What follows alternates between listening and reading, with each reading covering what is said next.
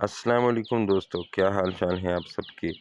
اور امید کرتا ہوں خیریت سے ہوں گے۔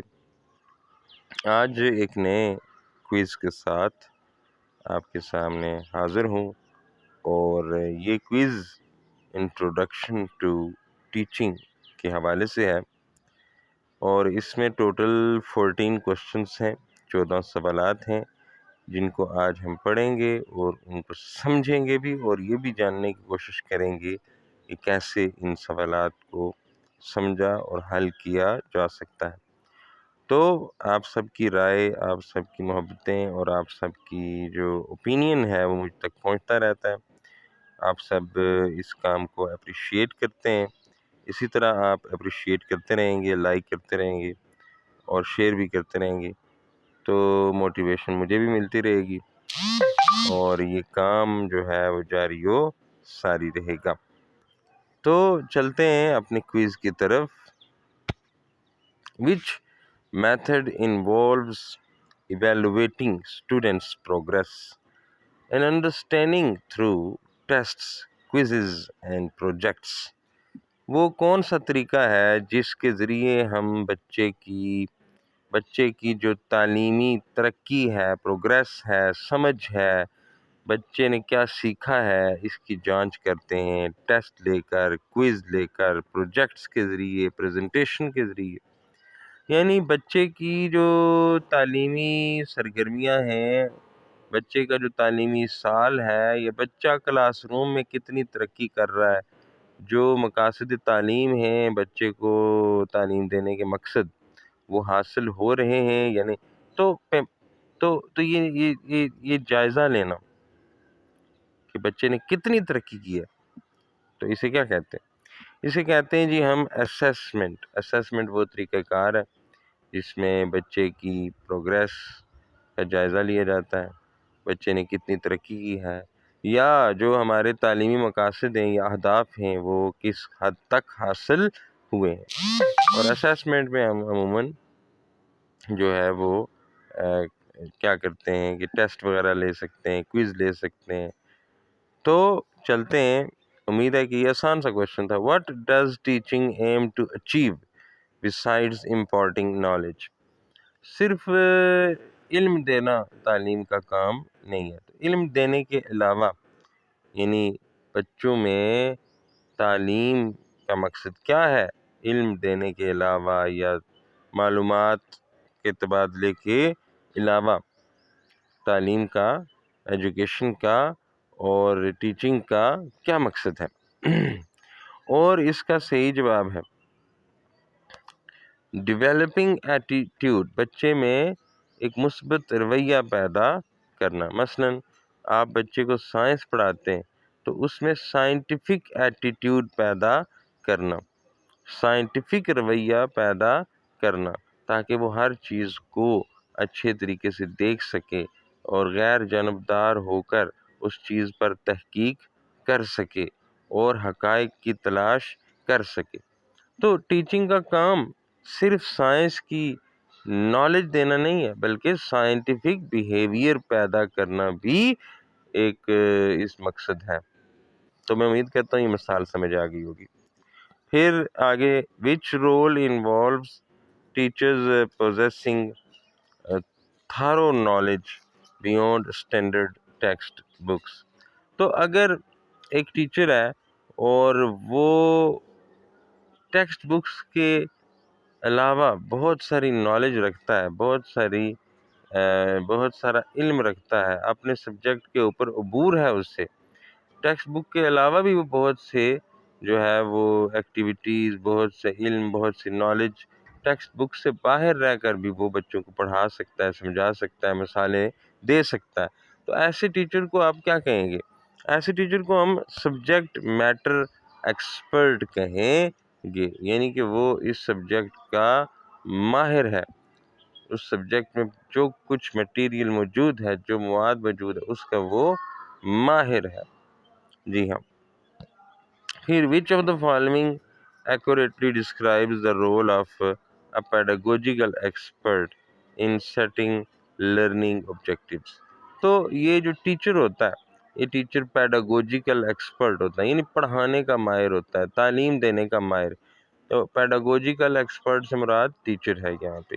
تو پیڈاگوجیکل ایکسپرٹ کا مطلب ہے جو تعلیم دینے کا ماہر ہے، جو تعلیم دینے کا ایکسپرٹ ہے، جو تعلیم اور تعلم کے عمل کو جانتا ہے، سیکھنے اور سکھانے کے عمل کو جانتا ہے۔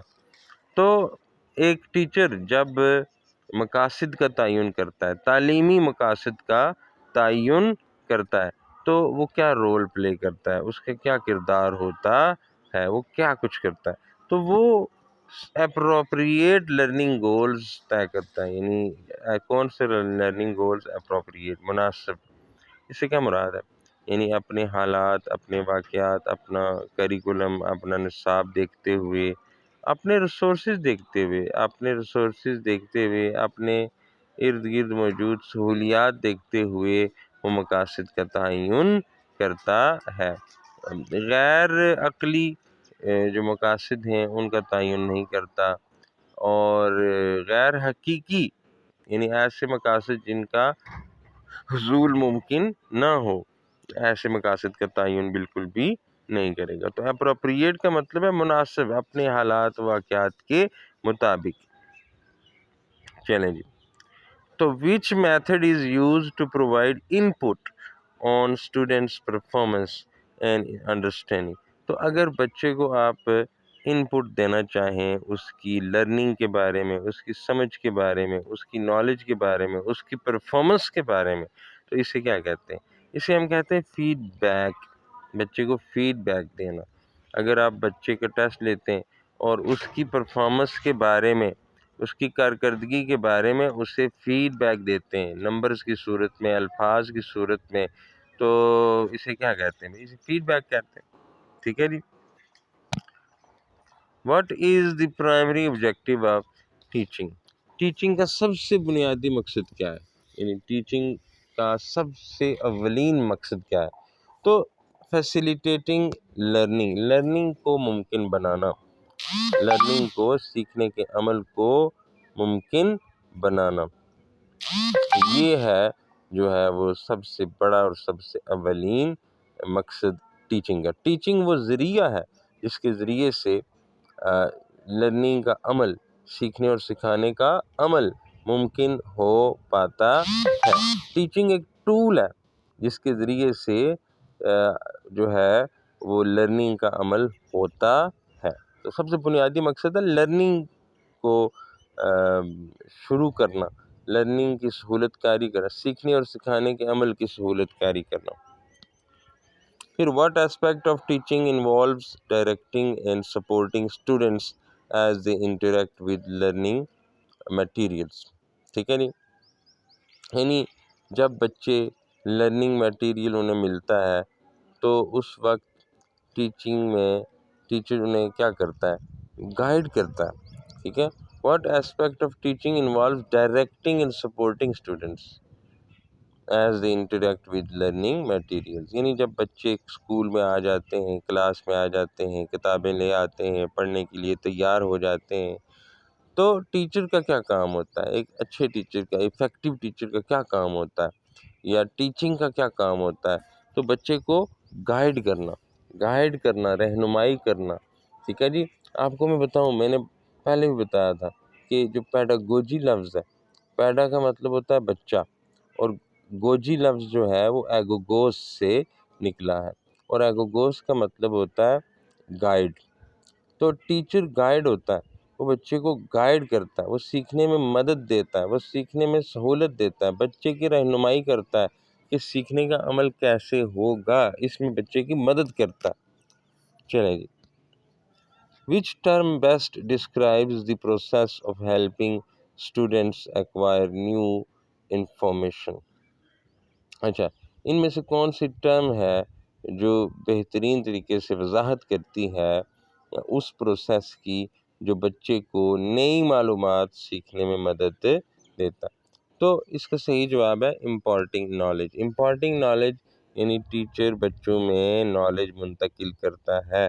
یہ وہ پروسیس ہے جس کے ذریعے بچے نئی معلومات حاصل کرتے ہیں۔ دیکھیں ٹیچنگ میں ٹیچر کے پاس یہ اختیار ہوتا ہے نا جو کہ معلومات جو ہے، نئی معلومات، نئے کنسیپٹ، نئی چیزیں بچوں کو سکھائے، تو اسے ہم کیا کہتے ہیں؟ امپارٹنگ نالج، یعنی بچوں میں نالج منتقل کرنا۔ چلیں جی، what distinguishes a subject matter expert? تو سبجیکٹ میٹر کا جو ایکسپرٹ ہوتا ہے، جس کو اپنے سبجیکٹ کے مواد پہ بہت زیادہ عبور حاصل ہوتا ہے، اس کا کیا، وہ کیسے عام آدمی سے دوسرے سے ممتاز ہوتا ہے؟ ٹھیک ہے جی، تو اس کا کیا کام ہوتا ہے؟ تو ہم دیکھتے ہیں اس کا جواب یہ ہے کہ developing important and original thoughts. ٹھیک ہے جی، باقی آپ نے آپشن دیکھ لینے۔ تو جو سبجیکٹ میٹر ایکسپرٹ ہوتا ہے، وہ صرف کتاب کا ایکسپرٹ نہیں ہوتا، وہ صرف ٹیکسٹ بک کا ایکسپرٹ نہیں ہوتا۔ پیچھے بھی ہم نے ایک سوال دیکھا، وہ ٹیکسٹ بک سے ہٹ کر بھی بہت کچھ کر سکتا ہے، ٹیکسٹ بک سے ہٹ کر بھی مثالیں بچوں کو دے سکتا ہے۔ تو جب ایک ایسا بندہ جو ٹیکسٹ بک سے ہٹ کر بھی بچوں کو مثالیں دے، ٹیکسٹ بک سے ہٹ کر بھی بچوں کو پڑھا سکے، تو اس طرح بچوں میں سوچنے سمجھنے کی صلاحیت پیدا ہوتی ہے، کریٹیکل تھنکنگ پیدا ہوتی ہے، بچوں میں سوال اٹھانے کی صلاحیت پیدا ہوتی ہے، اوریجنل تھاٹ یعنی بچوں میں اپنی سوچ پیدا کرنے کی صلاحیت جاگتی ہے۔ ٹھیک ہے جی، what aspect of teaching involves adjusting methods based on students need and learning style? دیکھیں نا، کلاس میں جو بچے ہیں وہ ایک جیسے نہیں ہوتے، تو بچوں میں جو ہے وہ فرق ہوتے ہیں، ویریشنز ہوتے ہیں۔ آپ یہ دیکھیں کہ ایک ہی کلاس میں ایک بچہ جو ہے وہ بہت تیز سیکھنے والا ہوتا ہے، وہیں ایک بچہ ہوتا ہے جو سلو لرنر ہوتا ہے۔ تو ٹیچنگ کا وہ کون سا اسپیکٹ ہے جس کے ذریعے ہم ٹیچنگ کو بچے کی ضروریات کے مطابق ڈھال سکتے ہیں؟ وہ ہے اڈاپٹیبلٹی۔ ٹیچنگ میں کیا ہونی چاہیے؟ اڈاپٹیبلٹی ہونی چاہیے۔ اگر آپ دیکھیں کہ آپ کی کلاس کے بچے آپ کے اس میتھڈ سے سیکھ نہیں پا رہے، تو ٹیچنگ میں اڈاپٹیبلٹی ہونی چاہیے کہ آپ اس میتھڈ کو بدلیں، اس میتھڈ کو بدل کر ایک نئے میتھڈ کو آزمائیں۔ یہ ہے اڈاپٹیبلٹی۔ دیکھیں، چینج کریں، وقت کے ساتھ تبدیلیاں لائیں، اور تبدیلیاں بچوں کی ضروریات کے مطابق لائیں تاکہ بچوں کے سیکھنے کا عمل ہو سکے۔ تو یہ ہے adaptability. In teaching, which aspect involves creating an environment conducive to critical thinking and collaboration؟ بھائی ٹیچنگ کا وہ کون سا پہلو ہے جس میں بچوں کے لیے ایک بہترین زبردست قسم کا ماحول بنایا جاتا ہے تاکہ بچوں میں کریٹیکل تھنکنگ پیدا ہو، سوال اٹھانے کی صلاحیت پیدا ہو، سوچنے سمجھنے کی صلاحیت پیدا ہو، اور ایک دوسرے سے مل جل کر کام کرنے کی صلاحیت پیدا ہو؟ وہ کون سا ٹیچنگ کا اسپیکٹ ہے؟ وہ ہے فیسیلیٹیشن، سہولت کاری کرنا۔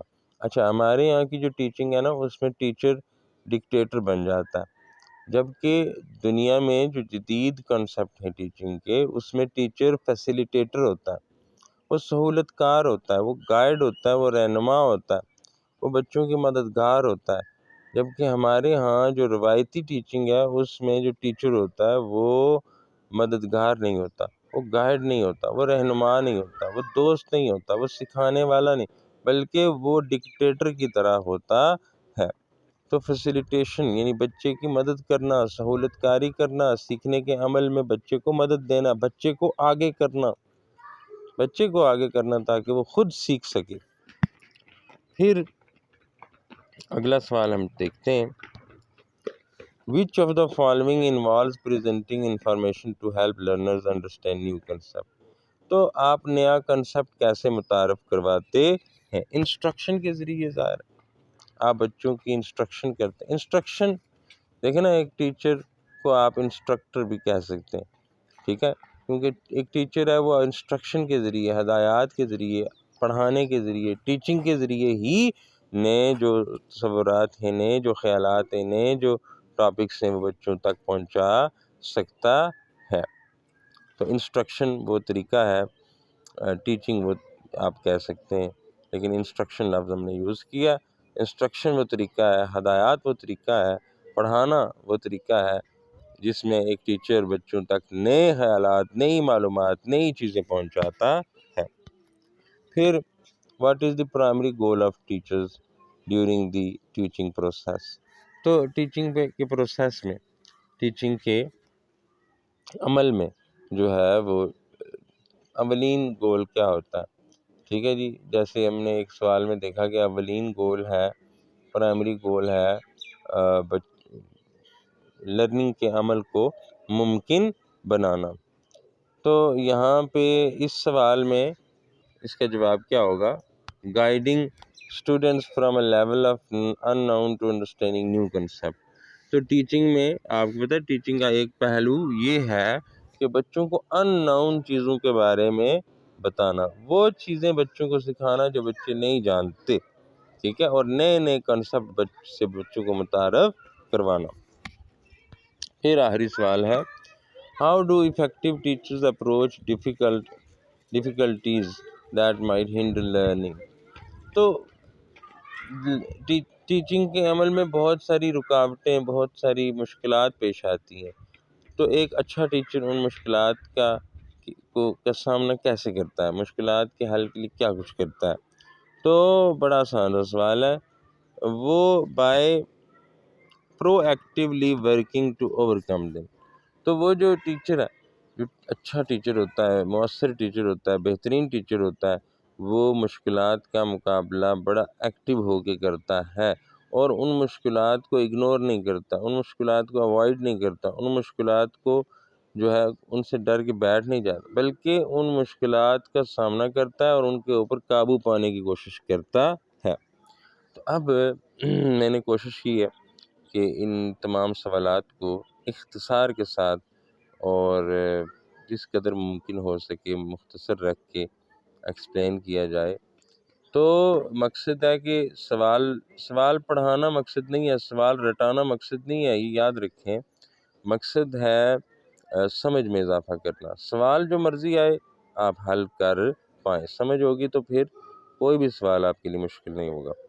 تو میں امید کرتا ہوں بہت سے لوگ مجھے میسیجز کرتے ہیں، کورس کے بارے میں پوچھتے ہیں، تو اگر آپ کورس میں شامل ہونا چاہتے ہیں تو میرے فیس بک پیج پر میرا واٹس ایپ نمبر موجود ہے۔